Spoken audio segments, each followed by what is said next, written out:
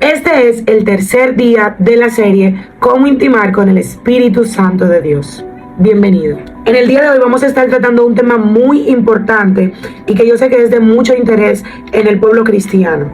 Me gustaría hablar acerca de cómo ser usado por el Espíritu Santo de Dios. En primer lugar, quiero que sepas que el trabajo del Espíritu Santo es perfeccionar la obra de Cristo en ti, es sellarte para el día de la salvación, es llevarte a la estatura de Cristo. Pero cuando se trata de ser usado por Él, debes tener en cuenta los siguientes puntos. Número 1, no se trata de ti, sino de Cristo.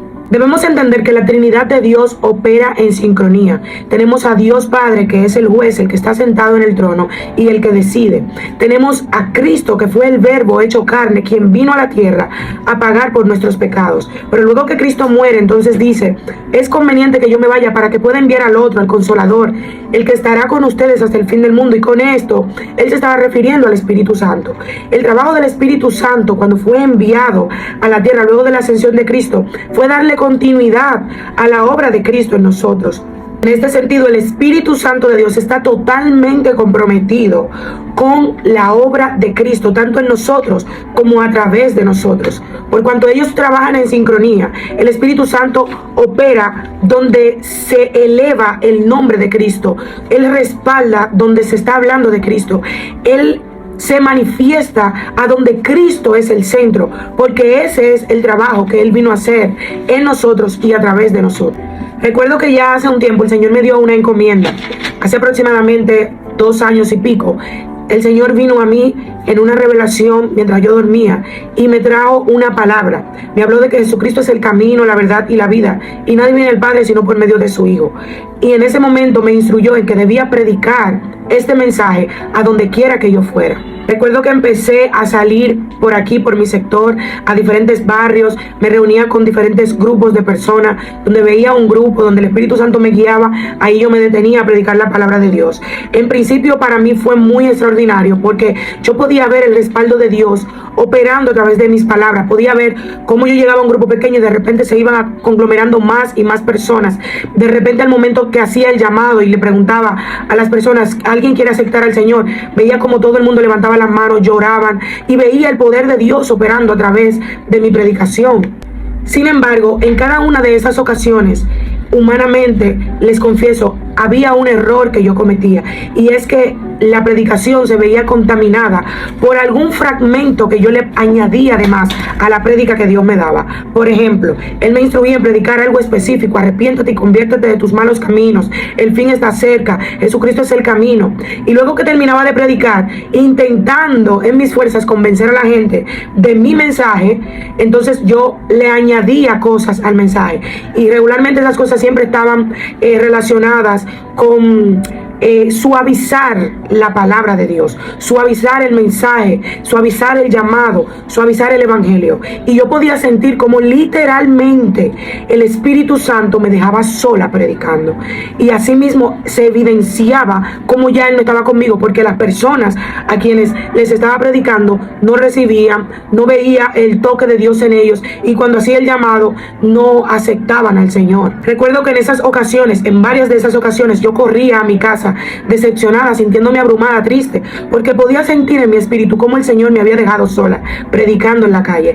Y cuando venía a la casa y oraba y le preguntaba: Señor, ¿qué pasó? ¿Por qué me dejaste sola predicando? Entonces Él, con mucho amor, con mucho tacto y con mucho cariño, porque a pesar de todo el Señor es muy compasivo y Él sabe que somos seres humanos y que estamos en un proceso de aprendizaje. Recuerdo que Él me decía: es que empezaste a predicar acerca de ti y no de mí.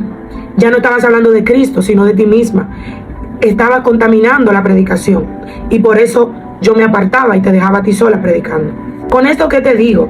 El Espíritu Santo es poderoso, su poder es inigualable. El poder del Espíritu Santo fue lo que levantó a Lázaro de entre los muertos. Es el poder del Espíritu Santo que levanta a un paralítico de una silla, que levanta a un enfermo de una cama convaleciente, que cambia diagnósticos. El poder del Espíritu Santo es el poder de Dios mismo operando a través de ti. Sin embargo, Él es una persona, y así como nosotros, que somos personas y tenemos emociones, el Espíritu Santo también tiene emociones, y Él se contricta en un lugar donde no es obedecido, donde no es escuchado, donde Cristo no es el centro, donde hay egoísmo, donde hay orgullo, Él se entristece. No se va de ti, pero se apaga. Entonces es fundamental que entendamos este primer punto. No se trata de ti, sino de Cristo, de que tú hables de Cristo, de que tú evidencies a Cristo por medio de tus predicaciones.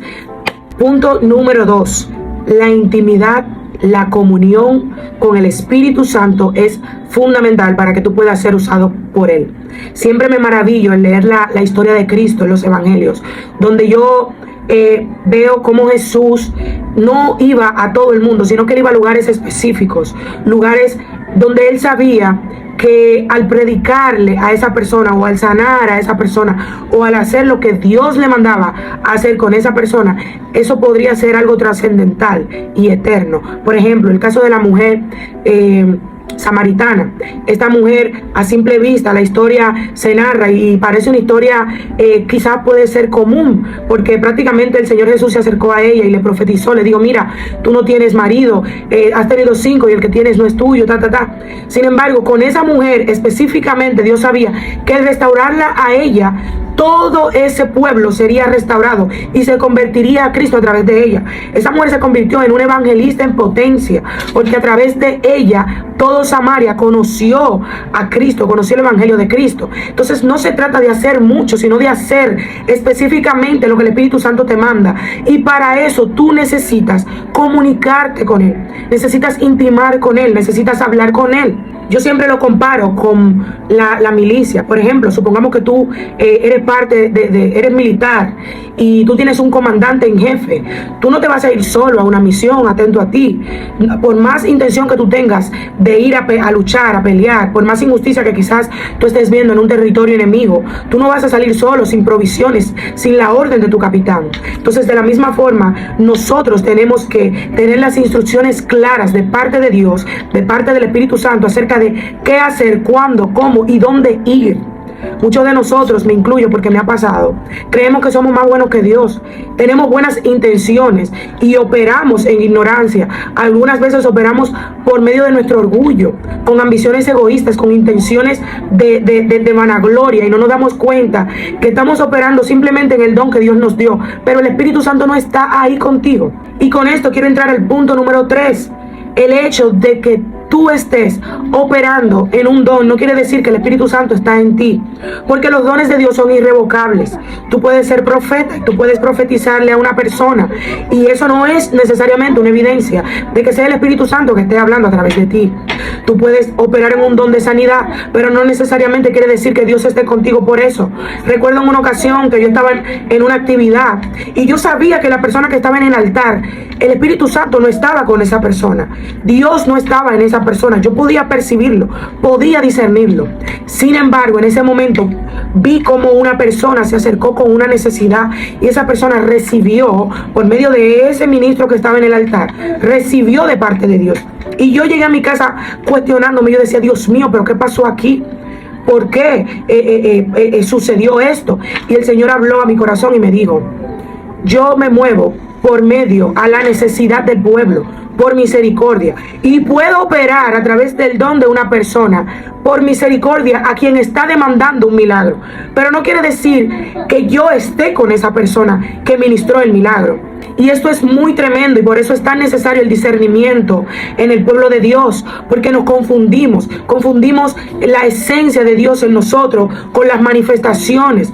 Y por eso decía en el video número 2 que publiqué, que la verdadera evidencia de que el Espíritu Santo está en alguien son sus frutos, no son las señales, ni los prodigios, ni los milagros, porque es bien sabido que también los brujos, los hechiceros, los adivinos operan en poder, operan en dones, porque el poder está ahí, está al alcance de todos, pero depende de parte de qué fuente venga ese poder. Así que, habiendo dicho esto, espero que hayas aprendido cómo intimar con el Espíritu Santo de Dios. Recuerda suscribirte a mi canal de YouTube, dale like, comparte con alguien que necesite este mensaje. Recuerda que cada vez que tú difundes este mensaje y lo compartes, el algoritmo lo recomienda, y es necesario que más personas se beneficien de este conocimiento que para la gloria de Dios me ha sido impartido, y yo quise compartirlo con cada uno de ustedes por instrucción divina. Te bendigo y será hasta una próxima. Bendiciones.